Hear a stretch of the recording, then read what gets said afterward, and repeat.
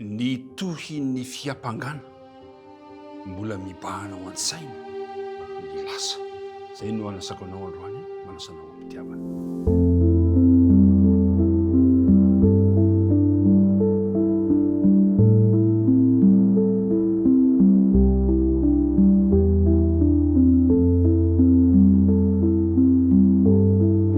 Ambifaliana hatrandry mpiara-midinika rehetra no iaonako aminao amin'ny alalan'ity fandarana ity. Miaraba antsika naiza toerana misy anao. Misaotra amin'ny fampahirizana omenareo mandrakariva, misaotra ny fahatokiana amin'ny fiarahana, ny tompony omba antsika tsirairay avy, ary ny fiadanany ho aminao sy ny ankohonanao. Andeha hiaraka hivavaka isika raha nomboka izao fotoana izao. Andriamanitra, Andriamanitra ianao, Andriamanitra tsara, Andriamanitra fitiavana, Andriamanitra mpamindra fo. Misaotra anao fa tsapanay teo amin'ny fiainanay zany fahatsarana, zany famindramponao izany zay matoy izao anankehitriny. Misaotra ihany koa ny amin'ity fandarana ity, ka raha hiara-hianatra ny teninao zahay, dia tomoela tompo antimponay ary mamelany elokay, ary ny fanena masina no hitaridarana anay amin'izany dinidinika fanaovana izany. Vavaka tononona sengatahana noho ny amin'ny anaran'i Jesosy. Amen. Mbola mitohy ny fiampangana ary mbola mibahana ao an-tsaina ny lasa rehetra. Andeha aloha jerentsika ny andinina tao tadidina, efa manomboka ao am-bava angamba izay ohabolana 2010 ka ny andininy voalohany manao hoe ny famaliana mora mampianina fahatezerana, fa ny teny marary mahatonga fahasosorana. Misaotra anao niaraka nanao tamiko izany andinina tao tadidina izany amin'ny Josoa 2:20 hatrany isika. Manomboka amin'ny andininy 7:10 ndray zany zao no jerentsika ka hatramin'ny andininy 10:10. Ahitantsika fa nisy fiampangana natao tamin'ireto fokony Robena sy ny fokony Gada ireto ary ny atsasaky firenen'ny Manase.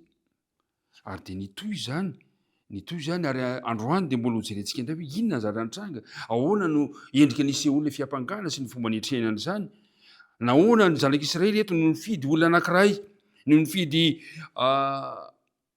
olona maromaro zay akany amin'reto foko reto ilaza ny mety endrika izany fahadisoana izany. Dao vakitsika ary ny Josoa 2:20 ka ny andininy 7:10 dia naniraka ny Finiasa zanaky Eliazara-pisorona ny zanak'Israely ho any amin'ny taranaka Robena sy Gada ary ny atsasaky ny firenen'ny Manase ho any amin'ny tany Gileada.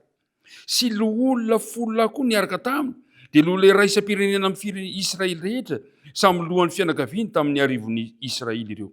Dia tonga tany amin'ny taranaka Gada sy Robena ary ny atsasaky ny firenen'ny Manase tany amin'ny tany Gileada ireo ka ny teny hoe izao no lazain'ny fiangonana Jehovah rehetra.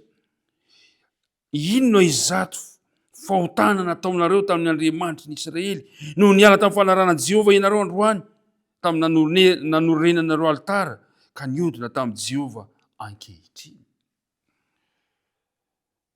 Ry mpiara-midinika namana, tonga ireto olona nakany amin'ireto firenena roso tapany reto. Inona izao fahotana reo izao? Mampieritreritra tokoa ity toe-javatra ity. Milohan'ny inonany ono mikasika izay no iverina ho fanehoana fahaleovantena na fitokanana, dia hitantsika teto fa naniraka solotena zany ireto zanak'Israely amantatra ny hevitr'ilay hoe inona ny antony nananganan'izy ireo, ahoana izao fahadisoana be izao. Ary eto anatin'izany solotena izany nahitantsika ny Finiasa moa dia efa fantatry ny olona amin'ny mampisorona izay nampitsahatra avitsangatsangan'ny Israely tany Bala-piora. Fantatsika tsara ny zatra nitranga amin'ny boky Nomeria 7:20. Inona moa zatra nitranga tao amin'ny Nomeria 7:5 manao hoe ary raha nahita izany Finiasa zanaky Eliazara zanaky Arona mpisorona, dia nitsangana teo anilan'ny fiangonana izy ka nitondra lefona teny an-tanany. Dia nandeha nanaraka ilay lehilahy Israelita tao an-day ary natao indray nandefona izy roa. Dia ny lehilahy Israelita sy ny vehivavy ka gorobaka hatrany amin'ny kibon-dra vehivavy dia nitsahatra ny areta mandringana teo amin'ny zanak'Israely. Hitantsika tsara fa nitona vehivavy moabita nita tany an-dainy ty lehilahy israelita ty ary finiasa rehefa nahitanyzany de tsy natata ary voalaza fa nankasitrahan'Andriamanitra ifetsika nataony finiasa io ary zay ny antony nitsona ny finiasa ihany keo amin'ny zany toerana zany azo antoka zany fa nanana hery miasa mangina teo amin'ny Israely ifiniasa mba natao an-tsaina izy ireo ny lasa ny finiasa ka natonga azy ireo ifidy amin'ny finiasa ary nisiraka fa ihany keo zay tonga teo izy ireo de mbola nanomboka indray zao ny zavatra nitranga nanomboka indray ny fitenenana raha nanomboka momba ny fahavetavetana sy ny fikomina ny solotrena zay ny teny voalohany de ny teny nampiasain'izy ireo de hoe izao no hoy ny voalaza eo amin'ny andininy fahiny ambin'ny folo izao no lazainy fiangonan'ny Jehova tsy ny teny izy manao hoe izao no lazainy Jehova fa hoe izao no lazainy fiangonan'ny Jehova nampangain'izy ireo nanao zavatra mahadiso sy ny vadi-pitokisana ary nikomy tamin'ny Israely ireto firenena reto ny teny hoe zava-mahadiso de ilazana ny fahotany iakana zany hoe tena noraisin'izy ireo nivadika tamin'Andriamanitra nitoy le fiampangana inona zao antony inona izao fahotana nataonareo zao ka nanorenanareo alitara niodinanareo tamin'ny Jehova le mpiara-midinika namana ny honohono hoe ny teny mandeha manimba fiarahamonina izany toe-javatra zany manimba fiarahamonina ny honohono ary zay zavatra mampalahelo no raisina ohatra naneo ny nahazo any akana ny ohatra zay nataony nation le ivelany nataon'izy reto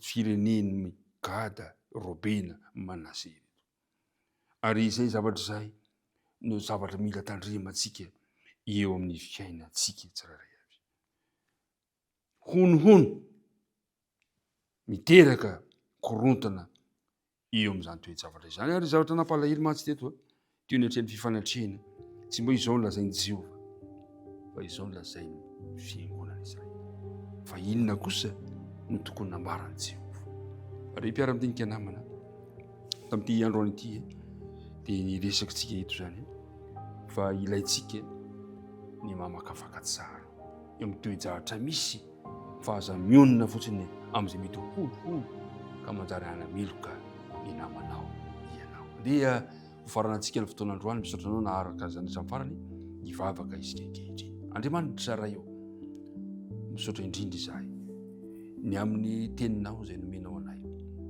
ka nafahanay nandray izany taritarana izany androany ampio zahay mba ianao no hiteny fa tsy zahay no ilaza satria ianao no mahafantatra ny any am-potsy amin'ny loka rehetrarehetra ampio zahay tsy hamafy honohono amin'ny fiainanay zay miteraka disadiso amin'ny fiarahamonina ary ampio ihany koa nefa zahay tsy handray honohono ka hiteraka olana ao anatina fiarahamonina zay manodidina anay petraka ampelantananao ary tontolo andronay androany aza mafoina mahasaraka anay mba afaka tonona sakatana amin'ny anaran'i Jesosy lery any amen